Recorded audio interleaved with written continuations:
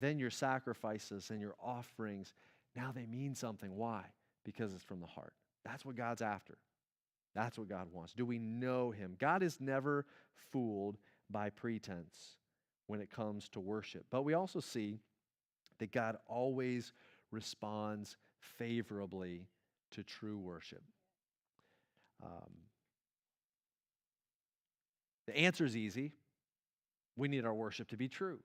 For our worship to be true, we have to have steadfast love, right? Faithful love for God, and we have to know God. So the answer is easy, but doing it is the challenge, right? That fighting against our flesh, that's the challenge. Because that's where the pretense comes in.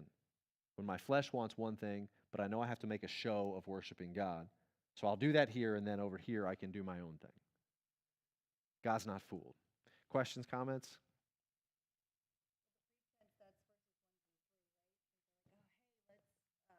Let's do this. God, all these things. We're going to just it was all fake and false. But Yeah, I think I think God just got done rebuking him. Right. Okay, well let's let's get right now. Let's do all these things. Right. Yeah, and I think that's definitely a way that you can read it, is that they're kind of saying that they're interested and wanting to. Like I said, the way that it's said here, for example, that we may live before Him. It's more of a, I don't know if not the tone, the type of communication is more of one that this is how it's going to be. So that's where, like I said, verses 1 through 3 is kind of like the little sectioned out part between these. It's that hope that God gives to His people that one of these days you're going to figure it out. Not for the northern kingdom, but there's that glimmer of hope. Because again, the way that he's saying it here, or the way that they're saying it here, is not it's not a temporary thing. It doesn't fit really with that, the morning cloud, as you see in verse 4. Let us know, let us press on to know the Lord. This is a point where they've come, a point of resolve that they've come to. So those 3 verses, I would just say, and in my understanding of it, those 3 verses are kind of sectioned out. They're not a part of this same rebuke that he's giving to the people because of the way that he words it. And again, there's just a clear transition in verse 4 where he flips and he goes back to, okay, now we got to get back to business with you guys. So again, that's just kind of the way that I understand those verses. And yeah.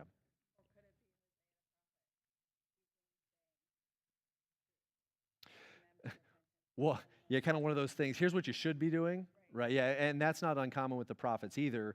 Every once in a while, the prophets will respond. There's who is it?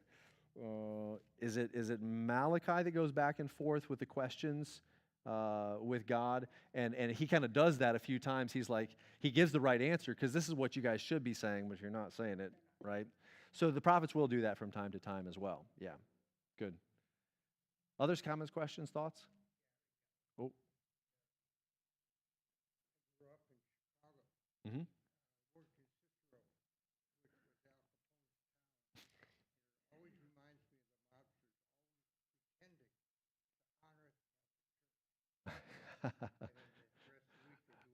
Right, right.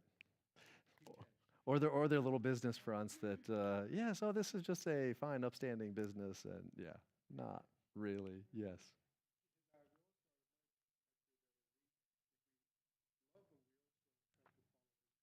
Mm-hmm. Absolutely.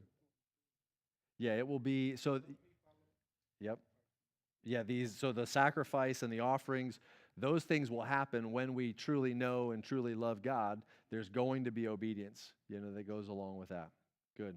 John?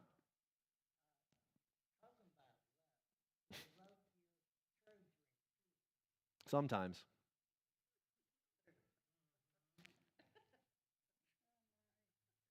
Go ahead, Benny.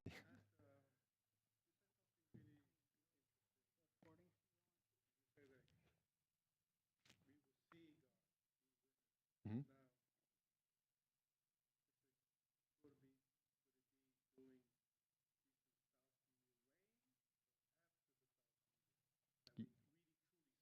Yes, yes, yes. Uh, no, we will. Well, we will be. Yeah, when we're not here, so we use that for absent from the body, present with the Lord, right? So the presence of Christ will certainly be. We will see Him, and that will be from the time we're out of here. It'll be through the 1,000-year reign. It'll be for eternity. I mean, once we're gone from here, we are united with Him for eternity. But yeah. Yes.